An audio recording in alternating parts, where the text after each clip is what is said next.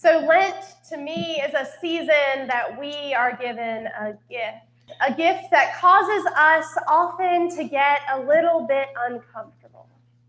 Because that gift is the opportunity, the challenge, to take time to look deep within our souls and to let go of all of the things that keep us from fully experiencing, living into, accepting the fullness of Jesus' love for us.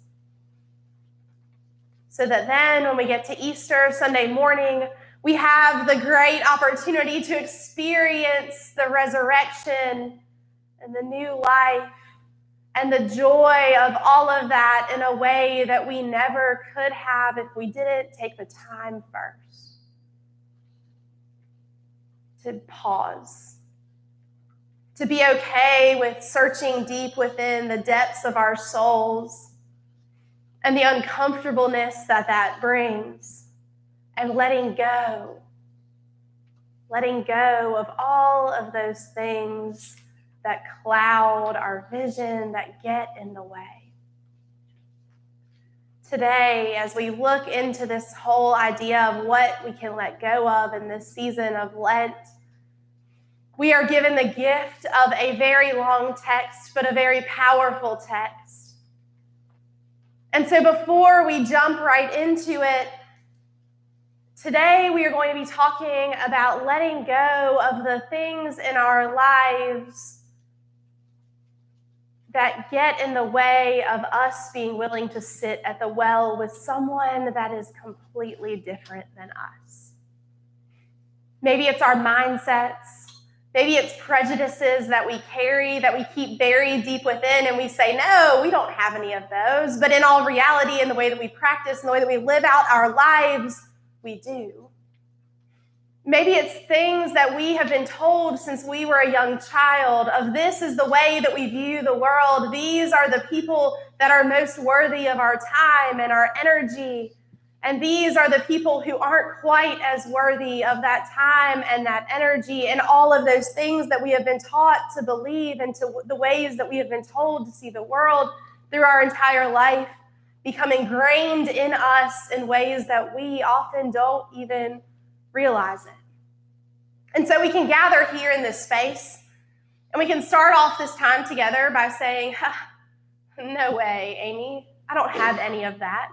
I see everyone as God's beloved child, and I treat every single person the same way, and oh my goodness, do I hope that that's true. But I also hope that as we enter into this time together, we would be willing to be a little uncomfortable with ourselves. That we would be willing to ask questions to ourselves of our mindset, of our worldview, of the ways that we truly see and notice the people in our midst. Because perhaps by doing that hard work of this season, perhaps we will be more free to love like Jesus. So our text this morning comes from the Gospel according to John, the 4th chapter. He came to a Samaritan city called Sychar, which was near the land Jacob had given to his son Joseph. Jacob's well was there. Jesus was tired from his journey, so he sat down at the well. It was about noon. A Samaritan woman came to the well to draw water, and Jesus said to her, "Give me some water to drink." His disciples had gone into the city to buy him some food.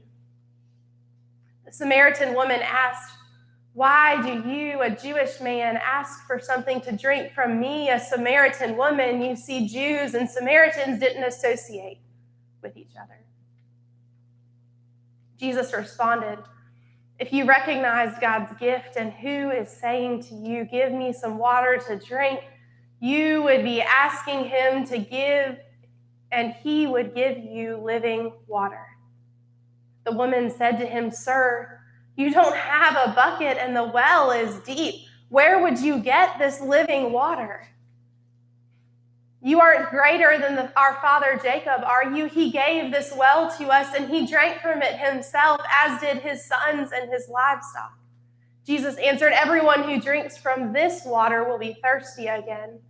But whoever drinks from the water I will give you will never be thirsty again. The water I give you will become in those who drink it a spring of water that bubbles up into eternal life."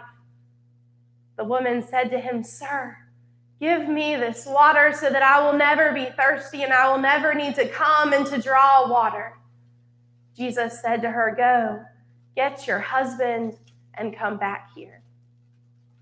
The woman replied, "I don't have a husband." "You are right to say I don't have a husband," Jesus answered. "You've had 5 husbands, and the man you're with now isn't your husband. You have spoken the truth." The woman said, "Sir, I see you are a prophet. Our ancestors worshipped on this mountain, but you and your people say it is necessary to worship in Jerusalem." Jesus said to her, "Believe me, woman, the time is coming when you and your people will worship the Father neither here on this mountain nor in Jerusalem. You and your people worship what you don't know. We worship what we know because salvation is from the Jews. But the time is coming, and it is here, when true worshipers will worship in spirit and in truth. The Father looks for those who worship him this way. God is spirit, and it is necessary to worship God in spirit and truth." The woman said, "I know that the Messiah is coming, the one who is called the Christ. When he comes, he will teach everything to us." Jesus said to her, "I am the one who speaks with you." Just then, Jesus' disciples arrived, and they were shocked that he was talking with a woman, but no one asked, "What do you want?" or "Why are you talking with her?" The woman put down her water jar and went into the city. She said to the people, "Come, see a man who has told me everything I've done. Could this man be the Christ?" Many Samaritans in that city believed in Jesus because of the woman's word when she testified, "He told me everything I've done." So when the Samaritans came to Jesus, they asked him to stay with them, and he stayed there for 2 days. Many more believed because of his word. And they said to the woman, "We no longer believe because of what you said, for we have heard for ourselves and know that this one is truly the Savior of the world." The word of God for the people of God.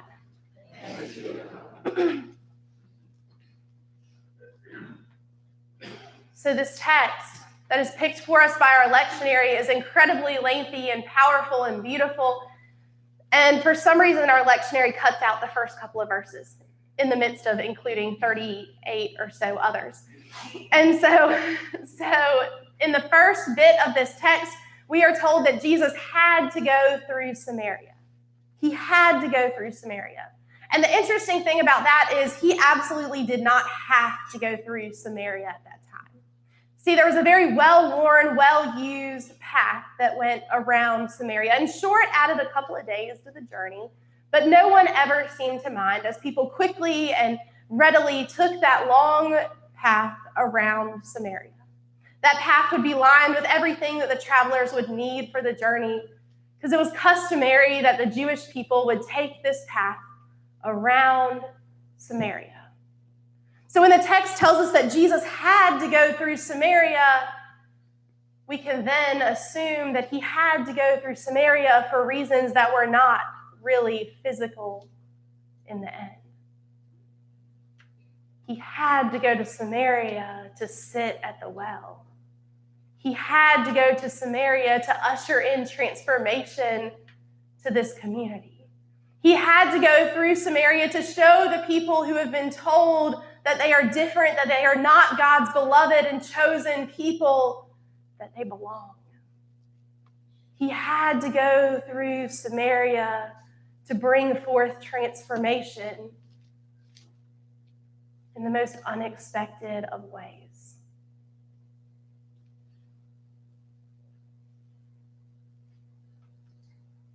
He had to go to Samaria to find the well that could usher in conversations that lead to transformation. And to me, that calls us to ask of ourselves, where are the spaces in our midst that provide opportunity to gather with those who are different than us? Nish Wyseth has this video. It's available on the Work of the People. And she talks about how hard of a conversation, how hard of a thing this is to sit at the well. You know, we don't really often think about how hard it was to enter into this conversation. We think of how radical it was for Jesus to go and to initiate a conversation with her, but can you imagine how hard it was for her to entertain the conversation in the first place? See, our text even makes it clear, Jews and Samaritans, they do not associate with one another. Jews travel days around Samaria so that they don't have to interact. If it was a Samaritan man, this still would have been groundbreaking, but here it is a Samaritan woman. And she sits there at the well with him, so aware of all of the boundaries and customs that they are breaking in having that conversation. So aware of how polar opposite they are. So Nish says in that video, it is when we choose to sit and we choose to listen and we choose to speak to each other with an understanding of Christ, then we get a little glimpse of unity. And Nish goes on to talk about unity and what that means. And to her, unity means being willing to listen to each other's stories, to truly see where the person in front of us has come from, what has brought them to this point, and to agree to share life together in some way, shape, and form, recognizing how different we are.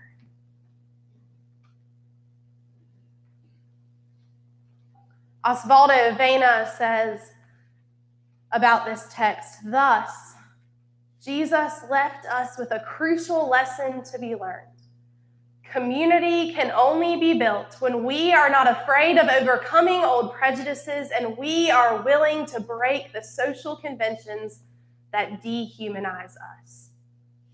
Community can only be built when we are not afraid of overcoming old prejudices and we are willing to break the social conventions that dehumanize us. See, here's the thing. Perhaps we may have forgotten Jesus was raised in a Jewish faith, in a Jewish family. He knew the law. He knew what was expected. He knew that Jewish people do not associate with Samaritan people. He knew that at that time he would not, as a man, initiate a conversation with a woman in such a time, in such a place. But he was willing to overcome all of that. Overcome what he had been told since he was a young child to say, no, this isn't right. This person, this woman, these people are just as worthy of the good news. And she was willing to do the same. And so they sat at the well, and they had a conversation that changed everything. Are we as willing to sit at the well with people who are different from us? To hear their story, to let go of our prejudices, to let go of the things that keep us from being fully present, to let go of those mindsets that don't help anything in the end, and to hear that person and see that person as a beloved child of God.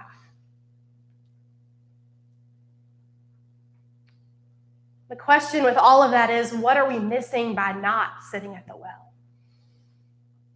I think that we are missing so much more than we even recognize. Because I get it. Naturally, we gravitate toward people who are more similar to us, who understand where we're coming from. It's just easier, it's more comfortable, and we do it pretty naturally. But by letting go of all of that, by sitting at the well with someone who is a polar opposite, can you imagine the difference in that woman's physical appearance? From the moment that she arrived at the well, and you could see the literal burden that she was carrying, I'm sure.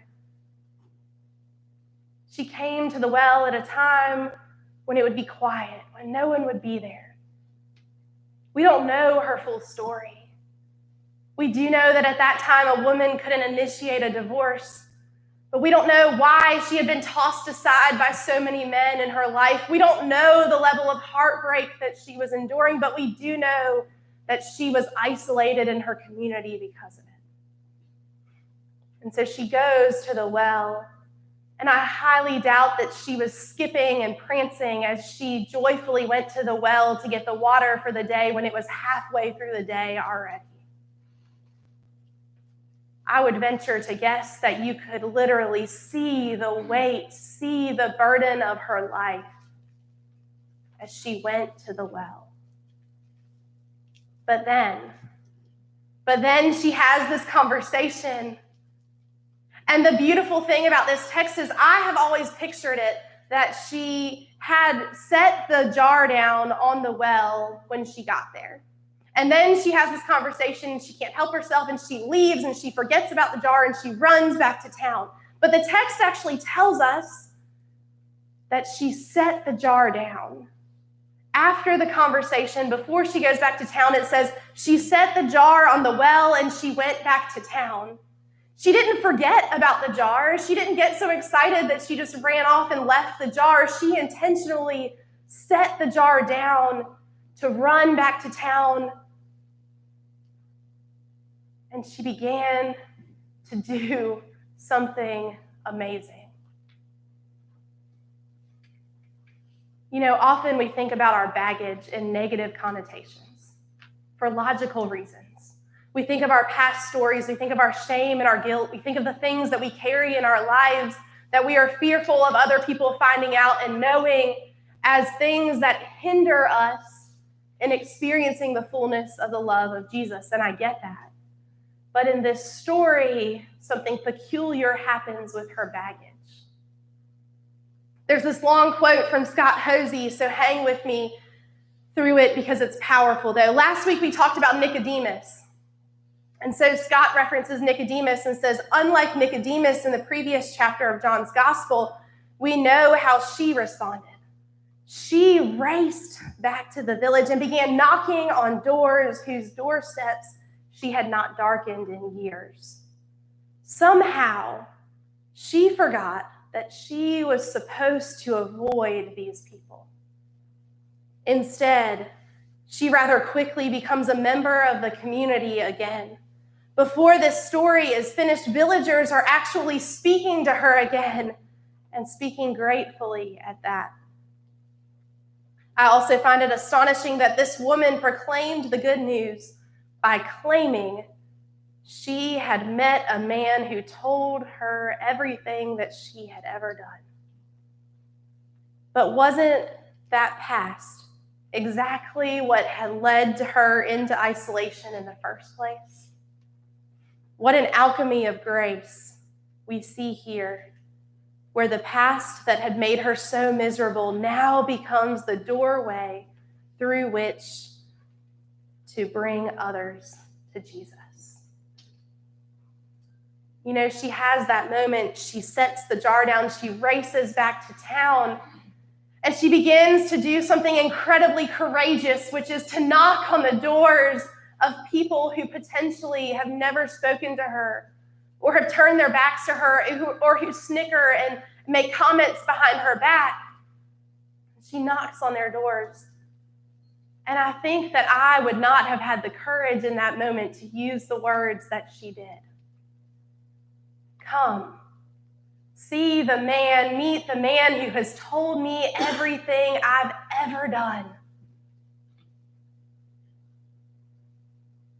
But yet those words, her willingness to use her baggage as a means, a vehicle for transformation, led to so many coming to meet Jesus in her community. Instead of hiding it, instead of covering it up, instead of saying, hey, I just had a really amazing conversation with this guy at the well and you just won't believe it, you'll just have to come meet him. It is her baggage, the thing that caused her isolation in the first place, that becomes the vehicle through which others experience the love of Jesus. So what parts of our lives, what parts of our baggage that we try so hard to hide and to stuff in the back corners of closets could actually be used as a vehicle to initiate conversations with others, to share Jesus' love extravagantly with someone else? See, our stories, our past, the things that we regret, the things that we have guilt over, the things that we are not proud of, are a vehicle, a means through which we can encounter and others can encounter the love of Jesus in their lives. So the last thing is to talk about how we can come alive the rest of this Lenten season. We saw how transformed this woman became. But it all starts in one place, a place that we most likely don't want to go to, which is the reality that these conversations, we can never find ourselves sitting at the well if we continue to go around Samaria. If we continue to take the path that, though it adds a few days to the travel, if we continue to take that path around the people and the places that we have been taught and that we believe just for whatever reason aren't as worthy of our time, we will never find ourselves sitting at the well. And if we never find ourselves sitting at the well, we will never find ourselves transformed through those conversations. So do we have the courage to do the hard work of examining the depths of our souls to say, okay, what prejudices do I hold on to? What mindsets are not of Jesus that I harbor? In what ways do I encourage others to believe that they are not worthy or not loved, even if it's not on purpose, even if it's the most unintentional thought or comment or way that I address someone? What are ways that I do not welcome conversations at the well? How can I let go of that? How can I change that so that I can indeed be a person